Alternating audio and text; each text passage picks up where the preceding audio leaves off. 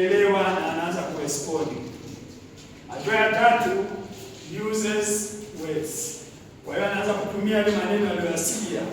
Hatua nyingine inayofuata, thinking words. Ataanza kufikiri kuhusiana na hicho alichokisikia. Leza kwa maneno. Kwa hiyo tunaona kunakuwa na hatua. Anaenda anapanda ngazi.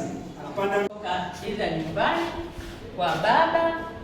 Kwa mfano hapa unaona baba, hapa kuna mama anaona na anasikia. Hapa kuna mama anaona na anasikia. Lakini kiziwi yeye anaona tu, kusikia sifuri. Kwa hiyo hawa huku ni rahisi kupata chochote ambacho wanaweza kufanya, lakini huyu hana lugha yeyote, hasikii, ni kuona tu. For children who are hearing, kwamba huyu ni mtoto anajifunza misamiati. Mtoto anayesikia, hata sisi wakati ni watoto, unapata misamiati kutoka sehemu mbalimbali.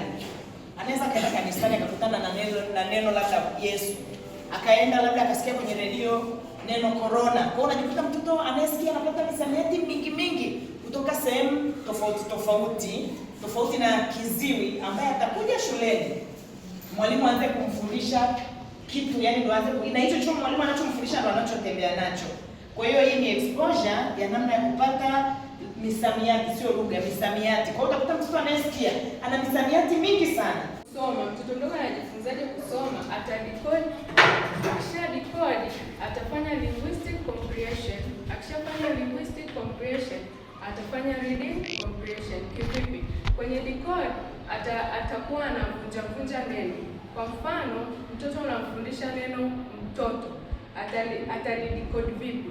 Ataanza kulivunja to, o, to, o. Hiyo ndo nini?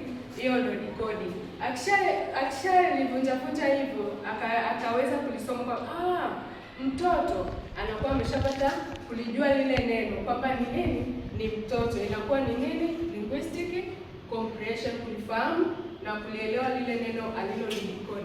Baada ya kulielewa lile neno alilodecode, anaweza kulisoma kwa urahisi. Mtoto kirahisi tu anakuwa amefanya comprehension, reading comprehension.